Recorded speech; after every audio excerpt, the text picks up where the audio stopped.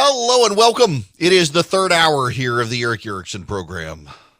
Eric Erickson Show, whatever you want to call it. It's me. Y'all know me. The phone number is 877-973-7425. We got to talk about the blame game.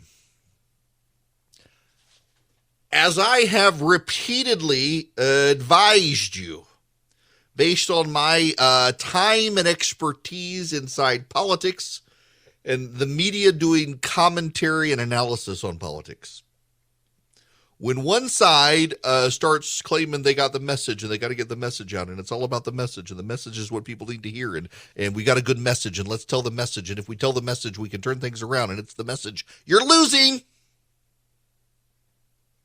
Well, the other thing is the blame game. On one hand, you've got the you got the message, and we got to get out the message and message it, message. And the other is the blame game. And Democrats are engaging in the blame game.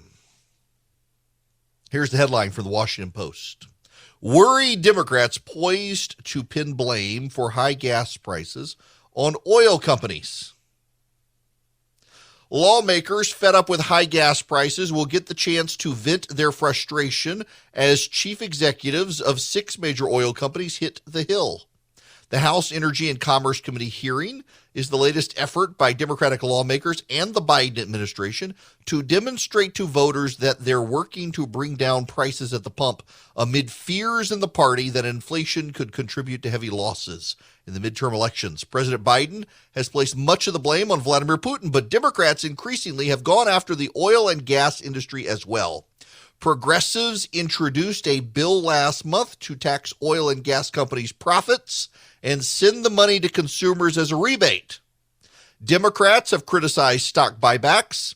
Biden has urged the Federal Trade Commission to investigate the industry's quote-unquote anti-consumer behavior. And Democrats are talking more and more about what they call oil and gas company price gouging. Representative Mark Levin of California told Maria Sotomayor and Tony Perry of the Washington Post that he tells voters there are 3 P's to blame for gas prices in his district: pandemic, Putin, and price gouging. He's in California. Notice he doesn't blame taxes and regulation. The hearing by the Democrats is going to be called gouging at the gas station. Now, this is a problem. When you start trotting people up to Capitol Hill to blame them, we have a problem. I gotta lay this out for you here, and you're gonna want to think about this. Ro Khanna is a Democrat from California.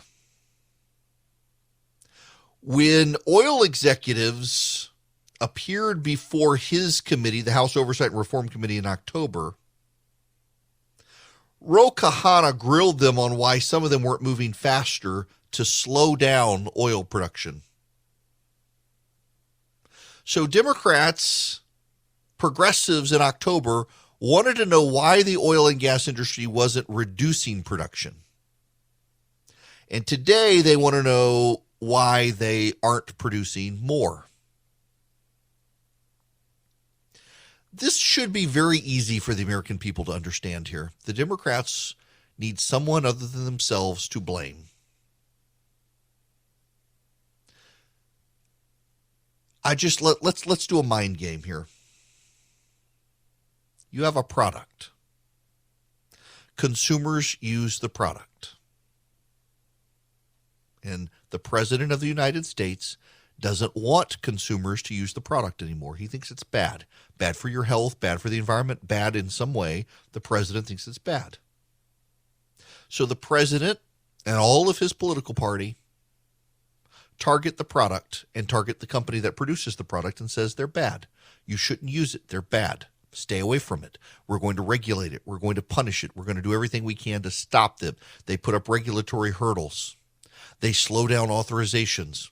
What do you think investors are going to do? in that company that produces that product, what do you think the investors are going to do? The investors are going to say, my gosh, the entirety of the federal government is aligned against this company. I perhaps should not be investing in this company. I perhaps should wind down my investment. What is the company going to do? They're probably going to say, well, sales are down because of all the targeting. Perhaps we should not invest further. Now, you're an oil company. For more than a decade now, the Democratic Party has targeted your field. The Democrats have targeted your oil fields. They've targeted your business model. They've targeted your refineries. They've targeted your employees. They've targeted the land and ocean in which you drill. Why would an investor, when the government keeps telling people that we've got to wean ourselves off of fossil fuels, why would an investor want to invest in fossil fuel companies when the government is telling them it's unacceptable? Don't do it. We need to use it less. Why would they do that? See, the problem here that the Democrats seem to ignore is that the oil and gas industry, it's bigger than just your gas tank in your car. There are a lot of petroleum products out there. You're never going to get rid of it all. A lot of plastics require petroleum products. But the Democrats, they bought into the myth that we need to go all clean energy. And so they're targeting it. And again, Ro Khanna, Democrat from California, last October targeted oil companies, asking them why they weren't slowing down production. And now they're going to a different committee in the same House of Representatives with the same Democrats wanting to know why you're not doing more to produce more argument. And now they're claiming gouging. They're claiming that, when oil prices go up, gas prices go up, but when oil prices go down, gas prices don't go down. Actually, gas prices do start to go down just a little more slowly. And one of the reasons why is because a lot of times it's the gas stations keeping the prices up a little more to take a little more profit. Why? Because gas stations actually make a substantial portion of their profit off of what's sold inside their stores, not actually what's sold at the pump. So when oil prices go down, they're slow to bring down their gas prices until the guy across the street does, because as long as they keep them up, they can take some more of that profit off for themselves. And that has more to do with the individual station owners than the gas companies. The Democrats know this, by the way. They're not dumb people. They know these things. But what they're hoping is that you are a dumb person and you don't know these things. Because they've got to find a villain. They've got to find a bad guy. They've got to blame someone. And the blame game is across the board happening. I mentioned this earlier. Senator Mark Kelly of Arizona helped sink one of Joe Biden's labor nominees, pushed the president to open new drilling in the Gulf of Mexico, and hammered the administration over lifting pandemic-era restrictions on the southern border. The Arizona Democratic senator is breaking palpably with the president as he pursues a full 6-year term this fall in a once reliably red state that's recently become fertile territory for Democrats. Though Kelly has at times sought distance from the president on the border and economic issues during his 16 months in Congress, his recent run of schisms with the White House demonstrates it's not just Kristen Sinema of Arizona calling her own shots in the Copper State. Though Democrats are used to Sinema and Joe Manchin of West Virginia bucking them, Kelly's vote against David Weil to be wage administrator for the Labor Department shocked party leaders, according to one Democratic senator. And his criticism of Biden's approach to the southern border only grew louder after the White House reversed the Trump administration's public health order known as Title 42, potentially clearing the way for more immigrants seeking asylum in the country. I tell them when I think they're not getting stuff right, like in this case, there's no plan, Kelly said. Mark Kelly wants to win re-election in Arizona. He's blaming the Biden administration. If you go to Georgia, Raphael Warnock, who wants to win a full 6 years in the Senate, is running ads targeting oil companies. And he also is blaming the Biden administration on Title 42. Both of these senators are desperate for someone to blame Because they're starting to get scared. Because they're starting to realize that hell is coming in the form of a big Republican wave. And they're probably at this point not going to be able to stop it. The reason they're not going to be able to stop it is because so much of the media and so many of the progressives out there are telling each other that it's going to be okay, that they are going to not be able to change. They've got themselves inside a bubble, and inside that bubble, they tell themselves it's everything's okay. Voters clearly are not going to go for those racist, fascist, bigot, Republican destroyers of all things good and wholesome. The Republican fascists. What all did what's his name call them this morning? The fascist frauds. The Republicans are coming, and they're going to destroy us all. They're a bunch of bigots. They're a bunch of homophobes. They are a bunch of racists. They are a bunch of that's all the Democratic message is. Fascist, racist, bigot, homophobes who want to keep your kids locked up and keep your wives locked up and keep your daughters locked up and keep the economy locked up and destroy the planet with climate change and global warming. And that message plays to a Democratic base. It plays very well to a Democratic base. A Democratic base that is inside a bubble, that does not know Republicans, does not recognize what fascism really is, does not really recognize that the Democratic message out there really doesn't play in the heartland. It doesn't play well with independent, moderate voters in suburbs. It doesn't play well with moms and dads who want their girls to get a scholarship in a college. It doesn't play well with people looking at their 401k going down. The Dow Jones is tanking right now over the announcement of the Fed's plan to shrink its balance sheet.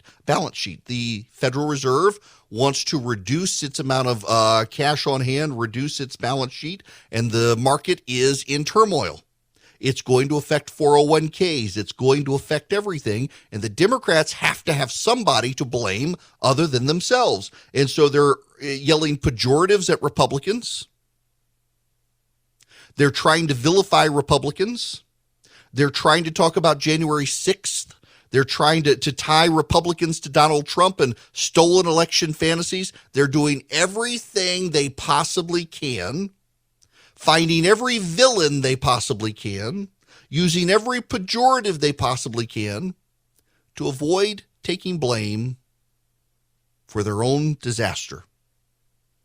Remember, they were warned by Larry Summers within 3 weeks of the administration taking office that if they did what they did, they were going to get massive inflation. And they trotted out a letter from a bunch of Nobel laureates saying, oh, no, this isn't going to cause inflation. We're Nobel laureates. We know it's not going to cause inflation. And it caused inflation.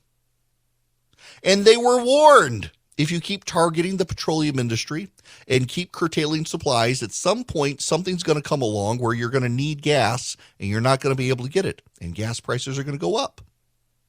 They were warned, and they chose not to do anything with that. And now, to quote Jeremiah Wright, the chickens are coming home to roost. The Democrats, the only thing they've got is blaming Republicans and oil companies.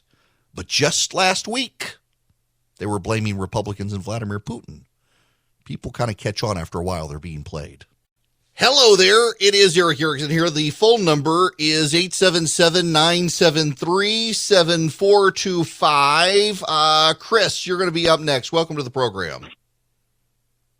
Thanks very much. My grandson is a sophomore in college. He's planning to major in political science, and I'm trying to get him some information on careers that a political science major might hope to pursue and earn an income.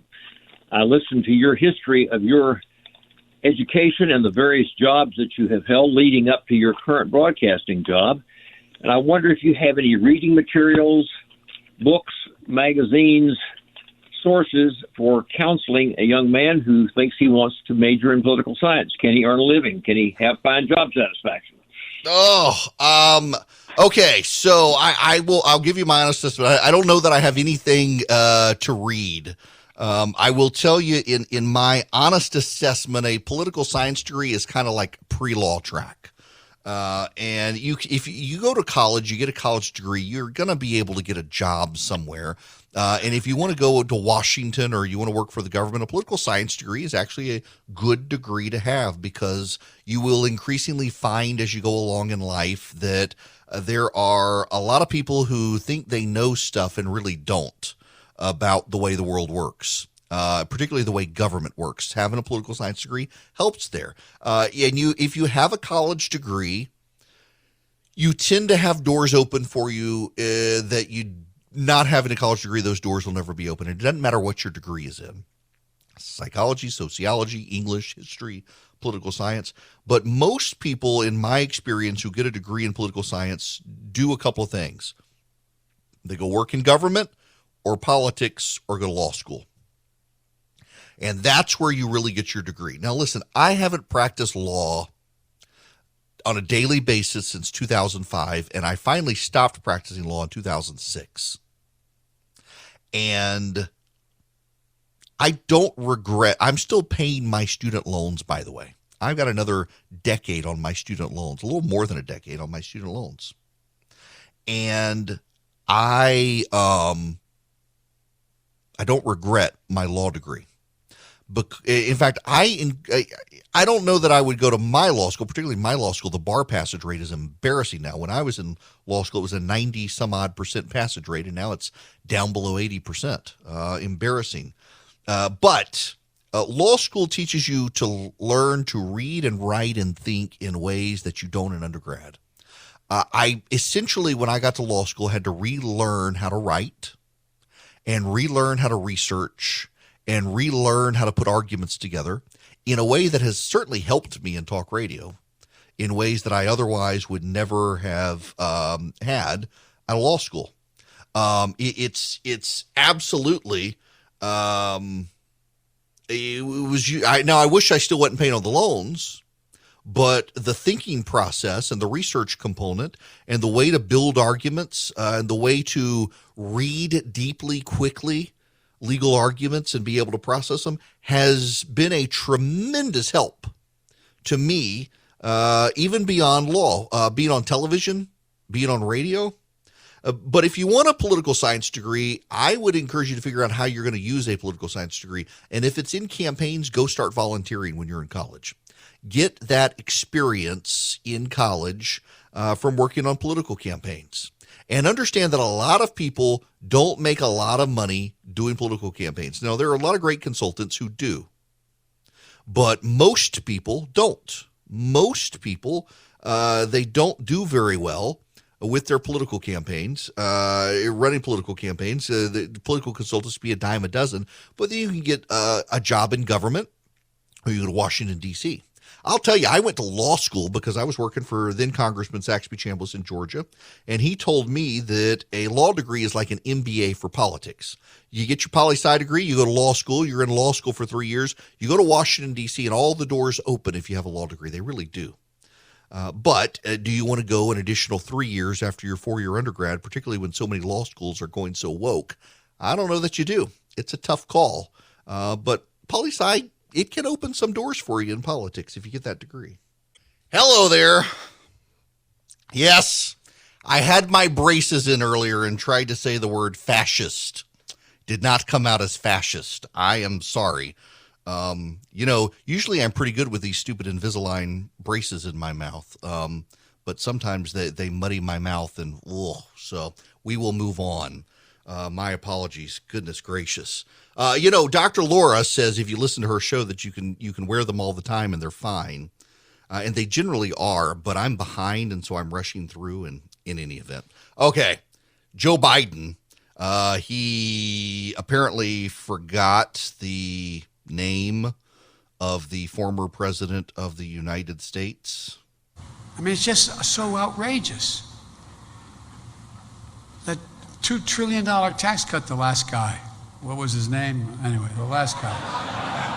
I forgot it. He never showed up for the inauguration. But anyway. Yeah. Right. Okay. By the way, there's breaking news. Merrick Garland, the Attorney General, has tested positive for COVID. This has happened in the last couple of minutes. I want to talk about a little bit of a bizarre story here. There's been a fox on the loose in Washington, D.C. It has bit 9 people. Now, the media in Washington, D.C. has just been aghast at the story that the fox was caught and killed. Do you know what they have to do to test for rabies? You got to cut the head off the animal. Not a pleasant thing. You got to kill the animal and cut off its head. And that's what they've done. They have now found the fox's den and have rescued the babies. They've captured the babies, I guess you could say. But there is a lot of upsettedness that they have captured this fox and killed it. Now, the fox bit 9 people. They got to test the fox for rabies. I got to tell you, I was cornered. We had an old house with a basement. And to get into the basement, you had to go outside the house and down a little staircase. And it was an unfinished basement. There were daddy long leg spiders everywhere. There was an old rotary phone. You know, the old, now for kids these days, it was one of the uniform black AT&T hung on the wall giant phones that was super heavy. And you had to, as you're rotating the phone around. My gosh, I was down there one night and there was a fox. And the fox actually, I don't know if it was rabbit or not. It didn't look, it wasn't walking unhinged. You know, they foam at the mouth and they kind of walk sideways. This fox came up to me. I closed myself into that basement and then I had to call the house upstairs to try to figure out how to do it. And my wife was sound asleep. I was screaming for her to try to open a different door so I could get back into the house while avoiding this fox that clearly wanted to bite me. And I wound up having to call 0 on this phone. Goes all the way around, and the operator comes on and say, "Listen, operator, I'm very sorry. Can you call my house, please? Someone, please. I gotta get my wife awake. I'm locked in the basement. There's a fox outside that's trying to bite me, and I need to get inside." In any event, I say all of this to say there's a lot of media coverage of this fox all over Washington, D.C. And none of you care about the fox, I venture to say. No one who lives in Washington, D.C. cares about the fox. And yet every major news outlet is covering the fox. The New York Times has a story about the fox. The Washington Post has a story about the fox. CNN has a story about the fox. CBS has a story about the fox. Everybody has a story about the fox. You know what they don't have any stories of, all these media outlets? The dead babies. The dead babies. A group in Washington, D.C. found a pile of dead babies. They appear to have either been aborted or born alive and killed afterwards. Have you heard this story? Police say they found 5 fetuses in a home in Washington, D.C., days after the indictment of several anti-abortion activists, including a woman believed to live in the home where the fetuses were discovered, on charges of blocking access to a reproductive clinic in 2020. Officers were called to the home to investigate a tip regarding potential biohazard material. WUSA was on the scene and reported that the home was occupied by Lauren Handy, an anti-abortion activist. The news media say police removed evidence in red biohazard bags and coolers. Handy declined to give an on-camera interview. Handy and 8 other abortion activists were indicted last week for blocking access to a D.C. abortion clinic in 2020. Handy and the other defendants conspired with each other to obstruct the clinic. Now, where does all this go? Notice they're going after this. But let me read you this story. CBN News on Wednesday afternoon, strange and unsettling news leaked out of the Capitol. The information flow picked up Thursday with major outlets reporting D.C. police discovered 5 aborted babies at the home of a pro-life activist. The group reportedly received the fetuses from a whistleblower from within an abortion clinic. The activist privately arranged for the Metropolitan Washington, D.C. Homicide Unit to pick up the 5 recently discovered late-term aborted fetuses for forensic examination. Their late gestational ages, as well as their apparent sustained injury, potentially show violations of the Partial Birth Abortion Act, as well as the Born Alive Infant Protection Act, both of which are federal crimes. Lila Rose of Live Action, who's been on this program, shared a series of tweets with those horrifying images. Now, I want you to pay attention to what's happened here. A whistleblower at a clinic delivered 5 aborted children to a pro-life activist. The pro-life activist called the Washington police and said, I have these. We believe they are evidence of a crime. Please come get them. The national media reports that the police went to a pro-life activist house, removed fetuses, not babies. They're using the word fetuses, from the home. And by the way, these pro-life activists, they're being prosecuted for blocking access to an abortion clinic. Also, you should know the D.C. medical examiner says there are no plans to autopsy them. 2 D.C. officials, according to the Washington Post, with knowledge of the case, say the decision could change if they receive additional information. This is from the Washington Post. The city medical examiner does not plan at this time to perform autopsies on the 5 babies police recovered from a Capitol Hill row house, according to D.C. officials. They were found in a basement apartment occupied by Lauren Handy, a well-known local anti-abortion protester. The organization Progressive Anti-Abortion Uprising said it received them from a whistleblower who worked at the Washington Surgery Clinic, a D.C. abortion clinic, and arranged for police to pick them up. The clinic declined comment. Ashen Benedict, D.C. Police's executive assistant chief of police, told reporters Thursday that the babies appeared to have been aborted in accordance with D.C. law. Now, the whistleblower and the pro-life groups say that these children were killed in violation of the Born Alive Infant Protection Act or a late-term abortion ban. And the media would rather target the pro-lifers and claim, well, they're about to be prosecuted for something else. This could just be a distraction. They're more worried about the damn fox than they are about these children. The National Press Corps is more worried about a fox that got captured and killed to be tested for rabies than they are about finding 5 children who were killed, possibly aborted, possibly after the abortion. That really, our society has its priorities really screwed up, does it not? Our society has some seriously screwed up problems. And this is one of those problems. The mixed up priorities of the press corps. Now, this takes us full circle. Believe it or not, it does. It takes us back to the very beginning of the program. If you weren't here at the beginning of the program, I got to read you a series of news stories. They all came out on the exact same day, and that would be they came out yesterday. From the Washington Post politics section, the new Red Scare, the right leans into pedophilia. From the Washington Post education section, teacher who mentioned sexuality are grooming kids, conservatives say. From Vice News, conservatives are smearing don't say gay opponents as pedophile groomers. From The Week, why are Republicans so concerned about grooming? From New York Magazine, why Republicans are smearing everyone as pedophiles now. From MSNBC, the QAnon part out loud. GOP smears political opponents as pro-pedophile.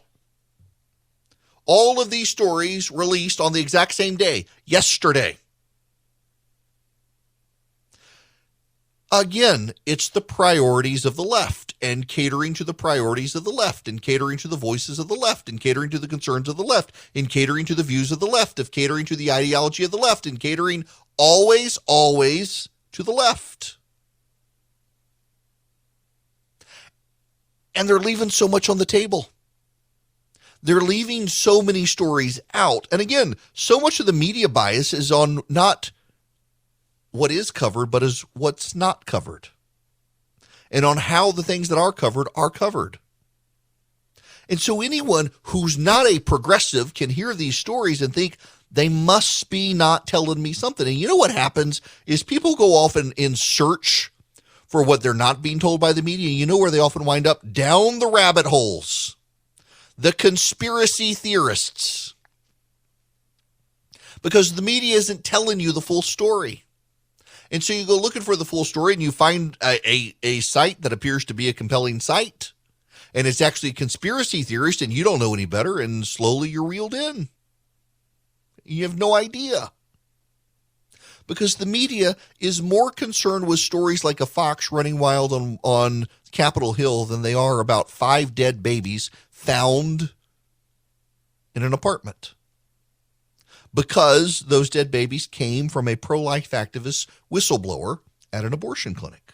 And the left and the media are decidedly pro-abortion. Do you know, by the way, for years, Planned Parenthood and the National Organization of Gals has been saying that they're pro-choice, not that they're pro-abortion. Planned Parenthood has announced that from here on out, they're going to start calling themselves pro-abortion. They're no longer going to say pro-choice. Now, I have for years been lectured by pro-abortion people when I've said pro-abortion. No, I'm just pro-choice. I'm just pro-choice. Planned Parenthood's head of Planned Parenthood, I was on TV once, lectured me on saying pro-abortion. No, it's pro-choice. They've decided they're comfortable now changing the language. In light of the Roe versus Wade case possibly being overturned by the Supreme Court, I suspect there are progressive law clerks leaking from the Supreme Court, by the way. They've decided to give up the game and tell us who they really are, which we always knew. But the media was complicit in the labeling. In the same way, the American media is far more concerned and outraged about a fox being killed and tested for rabies than they are 5 dead babies found in someone's apartment. They don't even want to ask any questions about that. That should tell you everything you need to know about the Democrats and the media today. Now, we should clean the air here with the Eden Pure Thunderstorm. The Eden Pure Thunderstorm actually does eliminate odors. It doesn't mask them. It actually eliminates them. What happens is the Eden Pure Thunderstorm, you plug it in. It actually fits in the size of your hand. It's thick, fits in your hand. You plug it into the wall. You can use a USB cord if you need to, and it just wipes out the odors. It doesn't mask them. It wipes them out. It also gets rid of the mildew, the mold, the bacteria, the pollen that's floating in the air. All sorts of fantastic things here for you. The Eden Pure Thunderstorm right now, you can get a 3-pack for less than $200. You're saving $200 and you're getting it all with free shipping. You go to EdenPureDeals.com, EdenPureDeals.com, use the discount code ERIC3, ERICK3, and you get 3 Eden Pure Thunderstorms for less than $200. You save $200. You get free shipping. You clean the air. I keep one in my suitcase. They really are small and portable. I keep it in my suitcase. If I've got a rental car or a hotel room that stinks, I can plug it in and it takes care of the odors. Had to do this with a buddy the other day who had cigar smell in his truck. Plugged it in with a USB cord, eliminated the odors. It can for you too. EdenPureDeals.com. The discount code is ERIC3. This hour of the program is brought to you by First Liberty Building and Loan. They are in Noonan, Georgia, but wherever you are nationwide, they can help your business grow. If you want your business to become a big business, you need big loans for big ideas, reach out to First Liberty, $750,000 loans and up. FirstLibertyGA.com, FirstLibertyGA.com. Reach out to them, spend a few minutes with them, see if they're a good fit for you, you for them. Tell them I sent you. See if they can help you. Well, there's no time for phone calls, is there? Because we're almost done with this program today, but that's okay. I want to play you a clip. This is from Rand Paul, senator from Kentucky. You know, I would say the one thing, and I don't know Elon Musk, I've never met him, but I would say that he has cultivated this persona of independence, of being a free thinker, and that used to be what intellectuals respected. You know, it used to be that people on the left or right, but people of ideas respected ideas. If you were willing to state your ideas and defend them, But then we become more and more this sort of authoritarian notion, mostly from the left, that ideas they disagreed with were to be suppressed. And this has really been true on COVID, but even before COVID, I think was true of climate alarmism as well, that there couldn't be more than one viewpoint. Only, the group thinks this way, you're not allowed to think. So I think the more ideas, the better. But I do respect that Twitter's a private company and has the right to regulate speech. I don't think it's a good idea, nor do I think it's good for the country. But I do think Elon Musk will be a good addition to Twitter and hopefully a good voice on their board for more freedom of speech. It's very interesting to watch the left's reaction here. If you haven't heard, Elon Musk bought over 9% of Twitter. Spent $1 billion or so to do so. He's now the largest shareholder in the company. And the left has for a long time been saying, look, we support free speech, but a private company regulating speech isn't free speech. And you got to be okay with that if you support the First Amendment. So along comes Elon Musk, who before he buys Twitter confirms with the Babylon Bee that their account has been suspended from Twitter, which it has. It's been suspended because they called Rachel Levin a man, the transgender assistant secretary of Health and Human Services. So Elon Musk buys 9% of Twitter, and the left's like, oh my gosh, I can't believe we're going to let this guy regulate free speech. It's like they really don't want to allow some speech. I mean, we've known this for a while. They're not exactly free speech guys on the left these days. They think certain ideas shouldn't be talked about. Like, for example, Rand Paul mentions climate change. The Los Angeles Times says they're not running any opinions or letters to the editor or anything from anyone who's skeptical at all of what scientists say about climate change. The problem is, even among the scientific community, there is skepticism about some of the claims. But they're only going to allow the most extreme stuff in the Los Angeles Times to try to shape narrative. They don't like competing ideas. The best solution to bad speech is more good speech, but they don't care about that. And they don't like Elon Musk buying into Twitter. They don't have to use the platform. That's what they always tell us. Well, they don't have to use it either. Now, there's some breaking news that has dropped. Emerson College, it's not one of the good pollsters in my mind, but they actually do have some interesting polling out of Georgia, where they have Brian Kemp with an 11-point advantage over David Perdue. He actually outperforms David Perdue in a head-to-head match against Stacey Abrams. And also Herschel Walker, 49-45, Walker Warnock with 6% undecided. With 6% undecided, that's really good for Walker in the Emerson College poll. And typically, I think Emerson College undercounts the GOP, so probably Kemp and Walker are both over 50% in the reality. It's not bad.